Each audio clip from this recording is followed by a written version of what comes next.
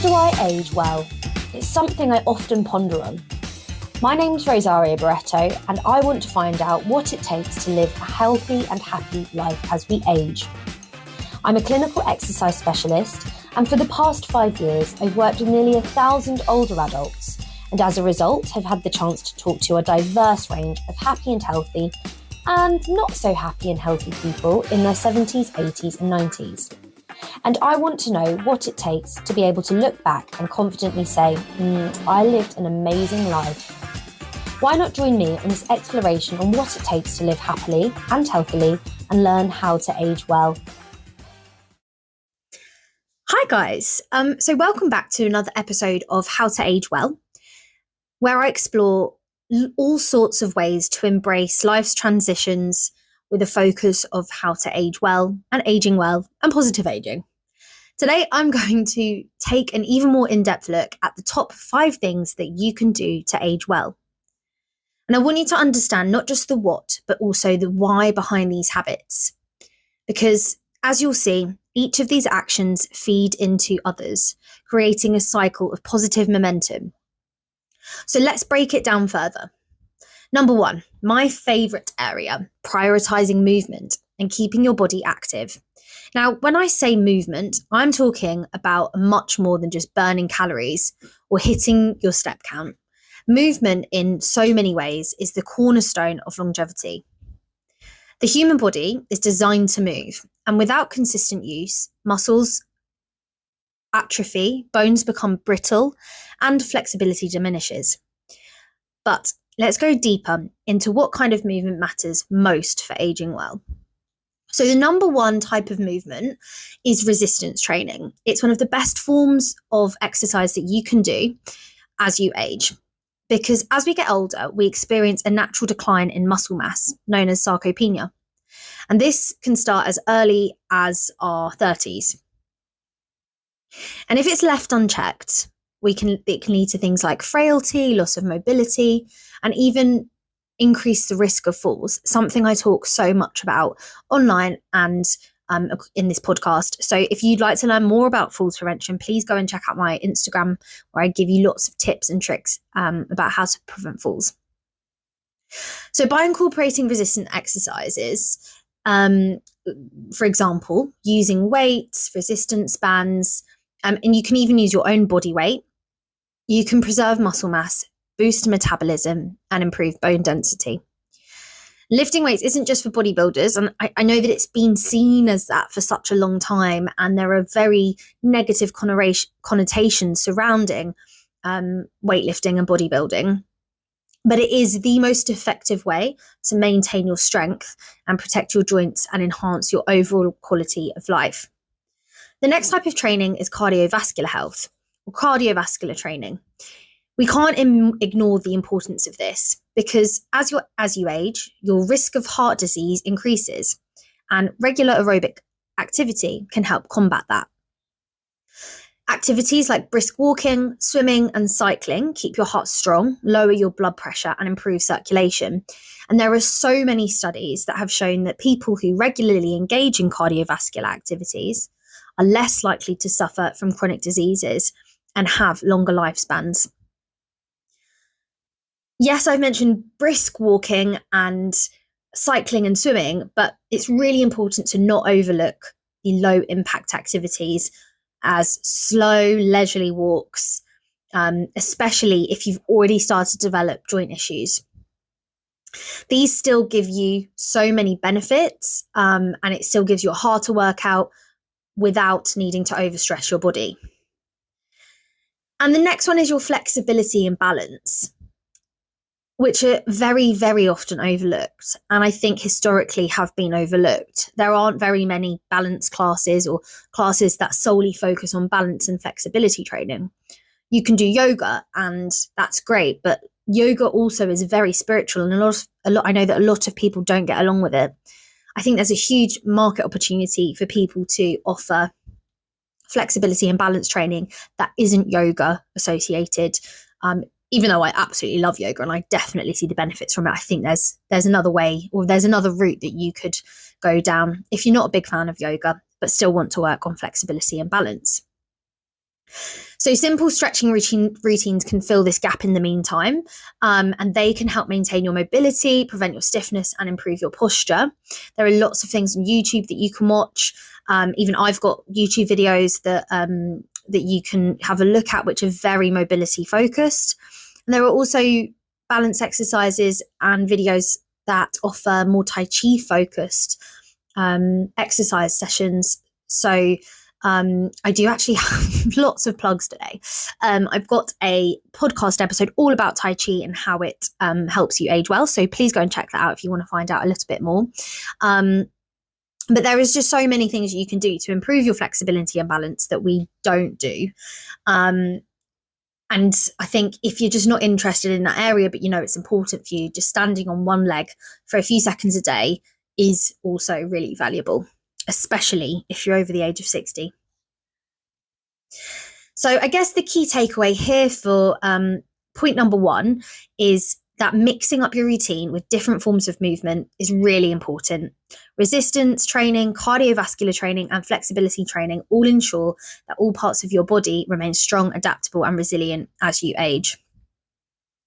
So number 2 of the top 5 things that we can do to help us age well is nourish your body and eat a balanced diet. Very, very predictable. I'm sure that you knew I'd talk about exercise and I'd talk about nutrition, but let's go beyond the typical advice of eating your veggies.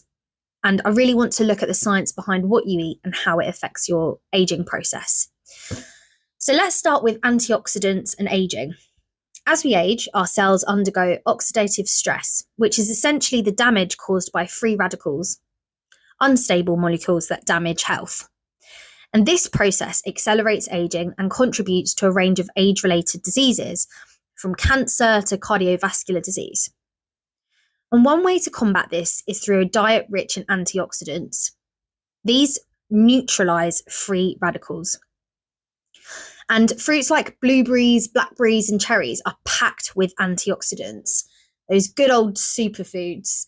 And other examples are dark leafy greens like spinach and kale.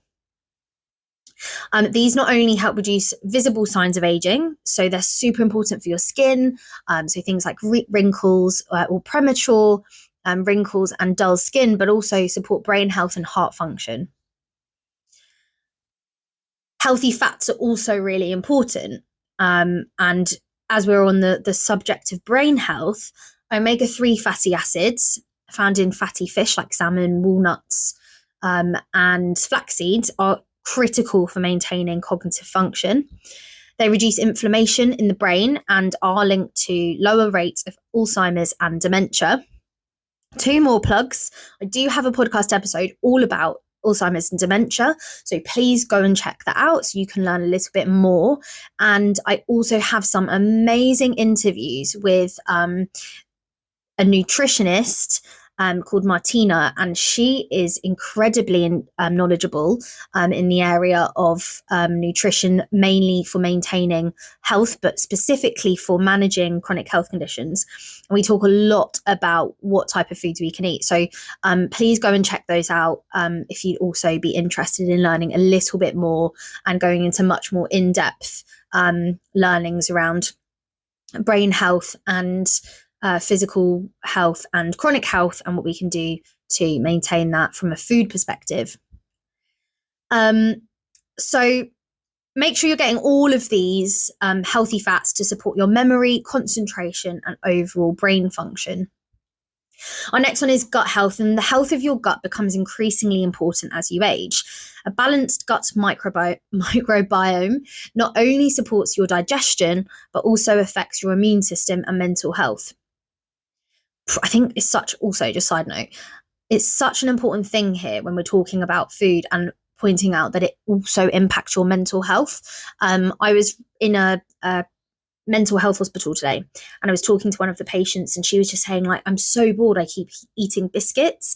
And then when she eats biscuits, she feels really low and lethargic, and her mental health deteriorates even further. She becomes agitated and a little bit more violent. And it just shows, like, diet is so important, but yet the NHS and the local government aren't doing enough to promote affordable and accessible healthy food, education around this to promote mental health. So just moving on quickly, because I could talk about that for ages, is probiotics. They're found in fermented foods like yogurt, sauerkraut, and kefir. They promote a healthy gut. So while prebiotics, fiber-rich foods like bananas, onions, and garlic, feed your good bacteria. So by eating a diet rich in both prebiotics and probiotics, you're supporting a healthy digestive system, which can help ward off diseases and maintain your energy levels. Bone health and protein. So the last segment of this part of the How to Age Well podcast episode, all about the top 5 things to do to age well. But as we get older, the risk of osteoporosis and bone fractures increase. It's crucial to support your skeletal system with calcium, found in dairy products, leafy greens, and fortified foods, as well as vitamin D. But please don't overlook the role of protein, which I have always overlooked in maintaining both muscle and bone health. I think we really underestimate how much protein we need on a daily basis. And it's also incredibly challenging to get the right amount of protein in, especially if you're already active. A huge thing that I know or I notice is when people come to me and they're struggling with something, is one of the first things I'll always say to them: how much protein are you getting? And this could be so many challenges, like, are they falling a lot? Do they need to build up their muscle? Okay, let's look at your protein intake. Are you feeling things like, is your gut health better? In a way that you're eating enough protein alongside all of your fibers and probiotics, and something else which is really, really important is weight management. And if you're looking at protein's filling you up. You're not eating as many ultra processed foods because you're feeling full from that protein. So it's really important to aim for a diet that includes lean sources of protein like chicken, fish, beans, and lentils, because not only does the protein help repair your tissues, but it also works synergistically with exercise to build and maintain your muscle mass. Number 3, stay connected, build strong social networks. Another plug, I've got another episode all about social well-being and how that can impact healthy aging, so go check that out. But as humans, we are inherently social creatures, and while staying active and eating right is going to massively support your physical health, social engagement is one of the most important factors in emotional and cognitive well-being. I think I haven't looked this up, but there's a research study that points out that the number one thing to age well is social connection. Like it outweighs physical activity and nutrition. Like social connection is that number one element of aging well. And there's also a fascinating study known as the Blue Zones research, which looks at areas around the world where people live the longest, healthiest lives. It's really, really good. There's a Netflix series about it. Go and check that out. And one of the common denominators among these populations isn't just the diet or exercise as mentioned, but it's the community and the connection that they get within these areas of the world. So, and that comes down to things like sharing meals with family, engaging in meaningful conversations, and just being part of a group. Those social bonds reduce stress and provide a sense of purpose. I know that for me, my favourite time of the day, or the weekend, should I say, is eating with my family and sitting down and having conversations, because sometimes it's the only opportunity that you get to actually have that meaningful conversation. The next one is preventing cognitive decline. So, Alzheimer's and dementia, a really good example of social well-being and how that can reduce the likelihood of developing dementia, but also can slow down the deterioration of brain health. It just has such profound effects on your brain. And the research shows that people with strong social networks are less likely to develop many, many cognitive impairments, especially dementia. And conversations also stimulate your brain, helping you keep it agile. So even really simple things like chatting with a neighbour, participating in group exercises, joining a social club, it can keep your brain really active and really fend off loneliness, a huge contributor to mental health decline, especially in later life. And then it's finding purpose. So just beyond just being around human beings, it's essential to feel like you're part of something bigger than yourself. As we age, we may lose some of the roles that once defined us, like caring or raising children or finding a job and having a successful career. But there's more than just that to life, and finding new sources of purpose is really important. So this could be doing things like volunteering, mentorship, learning something new. And this purpose gives you a reason to get up in the morning, and that sense of fulfillment is really vital for emotional health and longevity. So we're on to number 4. Your brain thrives on novelty and challenge, and adopting a growth mindset is critical for staying mentally sharp as you age. So number 4 is all about cultivating a growth mindset to keep your brain active. From a more scientific perspective, we're going to talk about neuroplasticity, and that basically means your brain's ability to adapt. One of the most remarkable findings in neuroscience is that our brains remain plastic, that is, able to change and grow well into our old age. This phenomenon is called neuroplasticity, which means that you can still form new neural connections and strengthen existing ones, even in your later years. And the key to this is continually challenging yourself with new experiences, whether it's learning a new instrument, picking up a hobby, or solving puzzles. Anything that forces your brain to stretch keeps it adaptable and healthy. The next kind of point that revolves around this is bilingualism and cognitive reserve. And there are so many studies that show that learning a new language is one of the most effective ways to build cognitive reserve. It's a buffer that can help delay the onset of dementia. So when you learn a second language, your brain has to work harder to switch between languages, improving flexibility and problem-solving abilities. Even if mastering a language feels really daunting, the act of trying is where the benefits lie. Okay, number 5, my food is on the hob and I'm worried that it's burning. So I've got to get through this quickly. Number 5, prioritizing your sleep and stress management. So we all know that sleep is important, but the way it interacts with aging is really underestimated. So sleep and cellular repair. During our sleep, your body or our bodies undergo a deep repair process. Growth hormones are released, tissue is repaired, and the brain clears out toxins that have built up during the day. This is especially important as you age, as the body's ability to heal slows down. And poor sleep over time can contribute to everything from inflammation to a weakened immune response. So increasing your risk of aging-related diseases is massively associated to poor sleep, which leads to inflammation, which leads to a weakened immune response, which then can just lead to a whole massive pile of problems.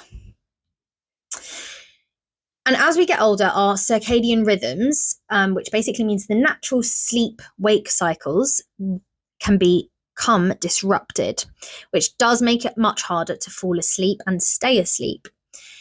And this is why it's so important to prioritize good sleep and hygiene. I think I was just talking to somebody about the storms that we've been having in the UK and how just like waking up as a result of the storm and not having a full sleep has made her incredibly grumpy today. I mean, it just shows like the short-term effects of poor sleep. Imagine doing that all the time. So creating a calming evening routine is really important. Minimizing exposure to screens before bed, something I'm not very good at. I definitely doom scroll when I'm in bed, which I need to stop. And also trying to maintain a consistent sleep schedule. So if you're somebody who works shifts or regular work patterns and have different sleep patterns, something that you potentially approach as a short-term career approach, because it's really not going to be good for you in later life. And then as a result of kind of like these poor sleep cycles associated with daily lifestyle, and experiences, we can develop things like chronic stress. And that is a huge contributor to accelerated aging, because the stress increases the production of cortisol, which is a hormone that in high levels over long periods leads to inflammation, high blood pressure, and even cognitive decline. So stress management is really, really important. It's absolutely not a luxury, and it's a necessity. So mindful practices like meditation, deep breathing, exercises, and just simply spending time in nature is so important for lowering your cortisol, reducing inflammation, and helping your body repair itself. I think even to add to that, something that's really, really important is identifying that you're going through stress and doing what it takes to prevent it from worsening and becoming a chronic level of stress. But basically, there's no single magic bullet to aging well. You can't just focus on your social life and not exercise and eat well. You need to do all 5 of the things that we've mentioned. Prioritize movement, nourishing your body, stay socially connected, cultivating a growth mindset, and managing your sleep and stress. You're able to create a holistic lifestyle that promotes vitality, longevity, and so much joy. And that's what life's all about. It's an absolute privilege to age. And I really think that this podcast points out that it's important to embrace the journey, but make the choices that will help you thrive for the years to come.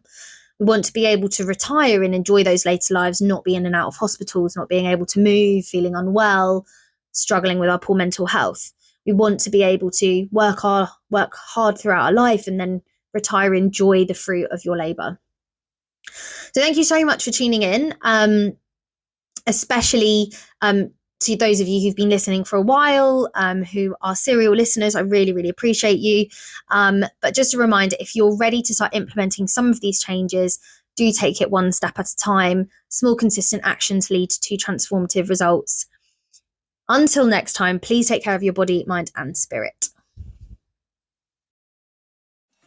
My name's Rosaria Barreto, and thank you so much for listening to How to Age Well.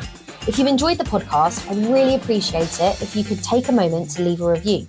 Your feedback means so much and helps others to find out about how to age well.